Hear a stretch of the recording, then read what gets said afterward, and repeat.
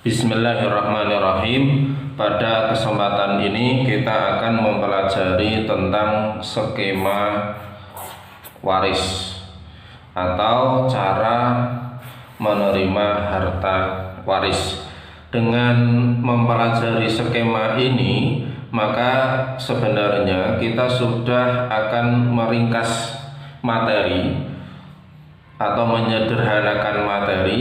Maka kita akan mengetahui di dalam mawaris Islam itu, dengan kita belajar skema ini nanti kita akan mengetahui tentang siapakah yang mendapatkan harta warisan, baik dari jalur ashabul furud atau orang-orang yang mendapatkan bagian tertentu, atau orang-orang yang mendapatkan asobah. Asobah itu sisa setelah harta waris dibagikan kepada ashabul furud, maka sisanya itu adalah disebut asobah. Oke, dalam skema ini kita anggap semua keluarga atau semua orang yang ada di sekitar mayit ini ada. Semua yang di sekitar mayit ini kita anggap atau kita asumsikan semuanya ada. Maka apabila semuanya ada, nanti siapakah yang akan mendapatkan harta waris? Namun sebelum itu perlu kita cermati bersama, ada beberapa istilah di sini. Yang pertama adalah furu. Yang kedua adalah usul. Yang ketiga adalah hawasi. Furu', usul, hawasi. Siapakah yang dimaksud furu'nya mayit, siapakah yang dimaksud usulnya mayit, dan siapakah yang dimaksud dengan hawasinya mayit. Mayit ini sebagaimana pada pelajaran yang lalu disebut dengan muwaris. Orang yang mewariskan atau meninggalkan harta benda, artinya dia adalah mayit atau orang yang sudah meninggal. Orang yang meninggal, mayit atau mewaris, ini bisa jadi tadi kita asumsikan semuanya ada, bisa jadi atau kita asumsikan punya anak perempuan, punya anak laki-laki. Ini namanya furu'. Artinya jalur ke bawah, ini namanya furu'. Dari kata far'un, jamak dari kata far'un, furu'. Yang dimaksud furu' dalam ilmu mawaris atau ilmu dalam nasab, dalam nasab itu anak laki-laki, anak perempuan, termasuk anak dari anak laki-laki, berarti cucunya mayit, baik laki-laki maupun perempuan, dan seterusnya. Maksudnya seterusnya itu ke bawah. Seandainya anak laki-laki dari anak laki-laki atau cucu laki-laki ini punya anak, cucu perempuan juga punya anak, dan seterusnya. Ini namanya furu'. Yang kedua, usul. Usul itu adalah jalur ke atas dari mayit. Maka ada ayah, ada ibu. Ayahnya ayah namanya kakek, atau kakek dari jalur bapak. Jaddun min jihadil ab, kalau dalam bahasa Arabnya seperti itu. Atau nenek dari jalur ayah, jaddatun min jihadil ab. Kemudian ibu-ibu misalkan punya atasan lagi, berarti punya nenek atau punya kakek, dan seterusnya yang ke atas, ini namanya usul. Kemudian yang ke samping, kerabat yang masih satu nasab tapi ke samping, ini disebut hawasi. Kerabat mayit yang ke samping itu disebut hawasi. Ada saudara laki-laki, ada saudara perempuan kandung, bisa jadi saudara laki-laki hanya seayah artinya beda ibu, saudara perempuan satu ayah, beda ibu, dan seterusnya apabila punya anak. Ini namanya sepupu. Ya, sepupu. Atau saudara laki-laki satu ibu beda ayah, saudara perempuan satu ibu beda ayah. Ini namanya hawashi, termasuk anak-anak dari saudara tadi, ini disebut hawashi. Pun demikian ayah, dari jalur samping ke ayah, misalkan ayah ini punya saudara, kalau laki-laki disebut paman, ya kan? Kalau perempuan disebut bibi, paman atau bibi. Ada paman sekandung, ada paman satu ayah beda ibu. Ini kalau pengembangan yang lebih luas lagi, misalkan mereka punya anak, jadi anaknya paman satu kandung, anaknya paman yang satu ayah, baik laki-laki ataupun perempuan, baik laki-laki atau perempuan, semua ini disebut hawashi. Oke. Di sini ada suami, ada istri. Ya, mayit ketika meninggal bisa jadi, atau kita asumsikan kalau mayit ini adalah laki-laki, maka meninggalkan istri. Apabila mayit ini laki-laki atau suami, maka meninggalkan istri. Apabila mayitnya adalah perempuan, berarti meninggalkan suami. Ini kemudian terakhir ada istilah mu'tik. Mu'tik itu adalah orang yang memerdekakan. Orang yang memerdekakan.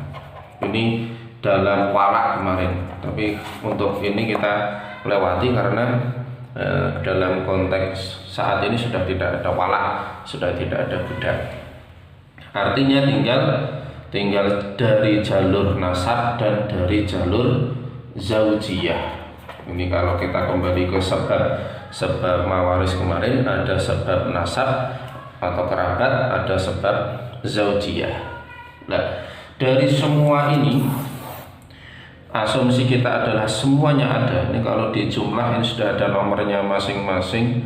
Ini sudah ada 24, minimal 24 orang, bahkan bisa jadi lebih, ya kan? Bisa jadi lebih, karena bisa jadi saudara ini ada 1, 2, dan 3 dan seterusnya. Maka untuk penyebutan saja sudah ada 24. Seandainya ada 24 orang ini, seandainya semuanya ada, maka siapa yang mendapatkan ahli waris?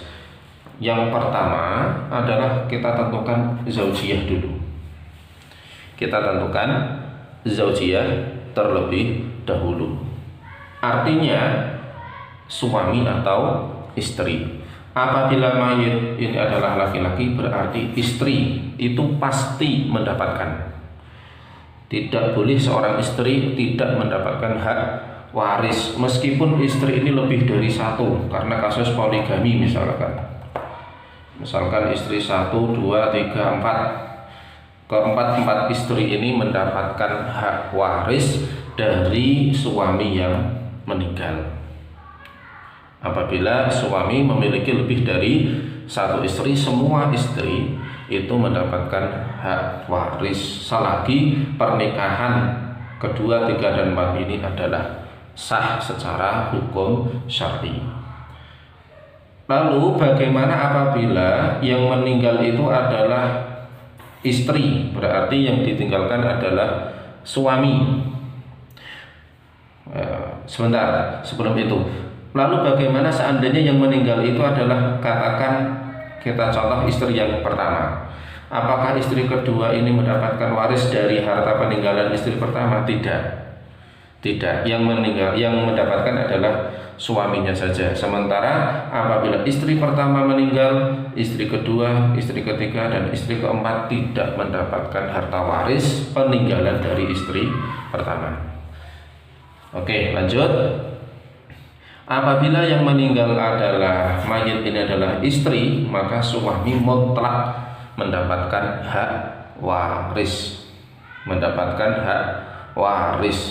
Pertanyaannya, bagaimana seandainya seorang wanita atau mayat tadi pernah menikah lebih dari satu kali? Misalkan dia punya dua suami tapi karena cerai, misalkan nikah dengan suami pertama kemudian cerai, kemudian nikah lagi dengan suami kedua,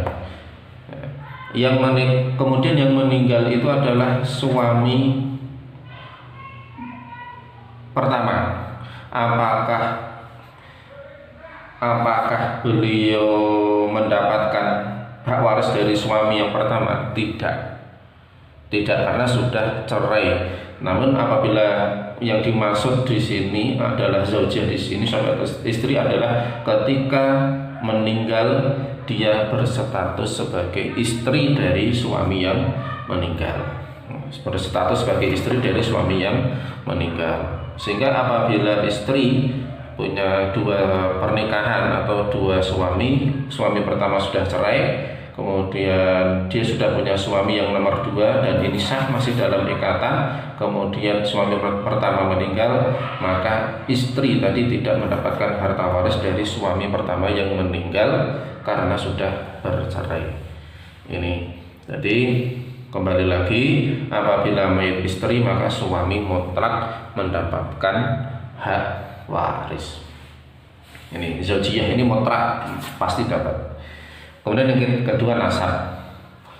Apabila nasab maka ditentukan yang apabila semua ada tadi, usul ada, furu ada, yang mendapat hanya orang terdekat dari jalur furu maupun usul ya. Karena syarat hawasi untuk mendapatkan waris apabila tidak ada usul dan tidak ada furu. Sebagian hanya mensyaratkan tidak ada furu. Syarat hawasi, saudara kandung baik laki-laki maupun perempuan, syarat mendapatkan waris tidak ada furu. Nah, nanti ini di hijab, di permasalahan hijab ada. Apabila semuanya ada, yang mendapat harta waris hanya dari usul maupun furu. Artinya anak perempuan, anak laki-laki, cucu perempuan, cucu laki-laki, ibu, ayah, kakek, nenek dari jalur ibu. Ini tentu kita tentukan dulu.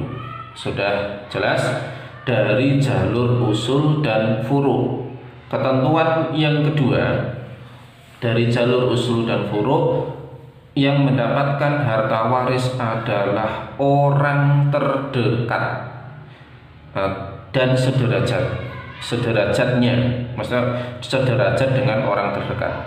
Orang terdekat artinya apabila ada anggota keluarga baik usul maupun furu dia sudah terlewatkan atau terhalang oleh orang terdekat, maka dia tidak mendapatkan harta waris. Artinya misalkan dari furu dia punya anak laki-laki, anak perempuan, punya cucu laki-laki, punya cucu perempuan, hanya furu yang terdekat, hanya anak laki-laki dan anak perempuan saja yang mendapatkan waris dari furu. Sementara meskipun dia punya cucu laki-laki, punya cucu perempuan, karena ada anak laki-laki maupun perempuan, maka cucu tidak mendapatkan harta waris. Meskipun nanti di dalam fikih mawaris modern, seandainya misalkan dia punya anak laki-laki, anak perempuan, kemudian punya cucu laki-laki, cucu perempuan, meskipun dari jalur perempuan misalkan masih ada anak laki-laki, kemudian anak perempuannya sudah meninggal tapi anak perempuan ini punya cucu, maka posisi cucu bisa naik menggantikan anak. Ini dalam fikih mawaris modern. Tapi secara konteks dulu kita pelajari secara kuncinya dulu, apabila ada anak maka cucu tidak mendapatkan harta waris karena yang mendapatkan hanya yang terdekat. Dari jalur furu pun demikian, apabila ada ayah atau ada ibu, maka orang yang di atasnya ayah, kakek atau nenek ini tidak mendapatkan harta waris. Tadi orang yang terdekat dari mayit. Selagi masih ada orang terdekat, maka meskipun satu jalur ke atas atau ke bawah tidak mendapatkan harta waris. Lah, ini orang-orang yang terhalang terhalang oleh kakek, oleh ayah ataupun ibu, terhalang kalau cucu terhalang oleh anak, mereka ini disebut dengan orang yang kena hijab, terhalang oleh anggota keluarga nasab yang derajatnya lebih di atas atau derajatnya lebih dekat dengan mayit, maka itu disebut dengan hijab. Pun demikian Hawashi ini meskipun kerabat dari mayit tidak mendapatkan harta waris karena terhijab, terhalang oleh adanya furu'. Nah, ini secara sederhananya seperti itu. Zaujiyah, suami atau istri, kemudian nasab, furu', usul. Baru misalkan ini tidak ada furu', tidak ada usul, baru saudara laki-laki bisa mendapatkan harta waris dan seterusnya. Ini namanya ashabul furud. Ada nanti istilahnya asobah. Nah, ini sebenarnya nanti ada pembahasan tersendiri, tapi ini sedikit untuk mukadimah saja. Asobah itu adalah orang yang mendapatkan sisa setelah ashabul furud. Siapakah asobah? Asobah itu kuncinya adalah laki-laki. Ya, kuncinya laki-laki. Kunci laki-laki dan yang terdekat dengan mayit. Maka dan itu masih satu nasab, ya. Laki-laki terdekat dengan mayit dan masih satu nasab. Artinya suami ini tidak bisa mendapatkan asobah. Meskipun yang meninggal istrinya dan suami ini adalah satu-satunya ahli waris, ini tidak mendapatkan asobah. Dan nanti sisanya bagaimana? Ya kembalikan ke Baitul Mal gitu. Yang satu nasab laki-laki siapa? Berarti anak laki-laki, cucu laki-laki, tapi tadi dengan syarat tidak ada anak laki-laki, ayah, kakek apabila tidak ada ayah. Sehingga kemudian misalkan ada mayit, orang meninggal, dia punya anak laki-laki, dia punya cucu laki-laki, dia punya ayah, dia punya kakek. Siapa yang menjadi asobah? Ayah atau anak? Kalau cucu sudah jelas terhalang oleh anak laki-laki, kakek terhalang oleh ayah. Pertanyaannya, lebih dekat manakah antara ayah dan anak? Nah, di dalam ilmu mawaris, furu' itu lebih dianggap lebih dekat. Kenapa? Warisan itu secara umum diwariskan kepada orang yang menjadi penerus. Orang yang menjadi penerus itu disebut furu'. Artinya umumnya harta itu diwariskan kepada anaknya. Sehingga meskipun ada kedekatan yang sangat kuat baik ayah maupun anak, yang menjadi asobah adalah anak bukan ayah. Karena nanti prakteknya biasanya asobah itu mendapat harta lebih banyak. Sisa itu biasanya lebih banyak daripada furud atau faridoh. Bagian asobah itu lebih banyak dari bagian furud atau faridoh. Maka apabila misalkan ada mayit hanya meninggalkan ayah, meninggalkan anak laki-laki, meninggalkan saudara laki-laki, saudara laki-laki terhijab tidak mendapatkan harta waris, anak laki-laki mendapat asobah, ayah mendapatkan bagian tertentu. Nah, nanti kita belum berbicara bagian prosentasinya, tapi kita tentukan dulu asobahnya adalah anak laki-laki. Artinya harta itu nanti dibagikan sebagian untuk ayahnya, seperberapanya nanti ada pembahasan tersendiri, baru sisanya untuk anak laki-laki. Dan ternyata ini nanti lebih banyak. Ini asobah. Tapi kita nanti belum masuk ke dalam pembahasan itu. Kita hanya baru mempelajari secara sederhana dulu. Ini sebagai awal langkah kita untuk mengetahui siapa yang menjadi ashabul furud dan menjadi asobah. Namun nanti ada pembahasan tersendiri. Ini skema waris atau cara penerimaan harta waris tadi. Sekali lagi, ini apabila kita asumsikan semuanya ada. Apabila semuanya ada, ingat yang diutamakan zaujiyah, suami atau istri mutlak mendapatkan harta waris. Kemudian baru dari jalur furu' atau anak ke bawah, kemudian dari jalur usul ayah ke atas. Hawashi ini syaratnya apabila tidak ada furu', tidak ada usul atau tidak ada usul, baru mendapatkan harta waris. Artinya ini menjadi pembelajaran bagi kita. Misalkan saudara kita meninggal, itu jangan merasa mendapatkan harta waris, tapi lihat dulu apakah dia punya anak atau tidak. Karena kalau dia punya anak, maka dia dikatakan ahli waris, sementara kita sebagai saudara secara hukum Islam tidak mendapatkan harta waris atau tidak menjadi ahli waris. Tadi ada asobah laki-laki, ini namanya asobah bin nafsi. Nanti kalau kita belajar ke bab asobah, ada asobah bil ghair.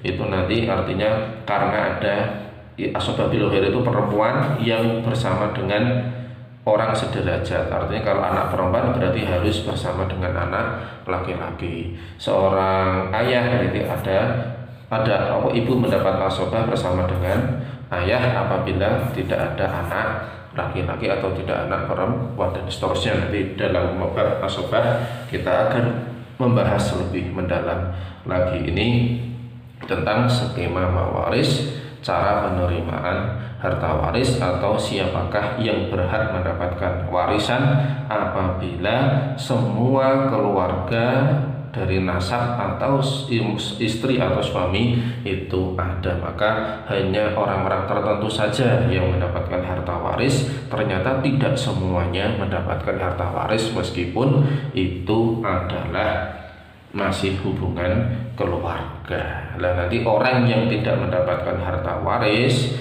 itu namanya zawil arham. Kalau yang mendapatkan waris namanya ashabul furud atau asobah. Demikian. Assalamualaikum warahmatullahi wabarakatuh.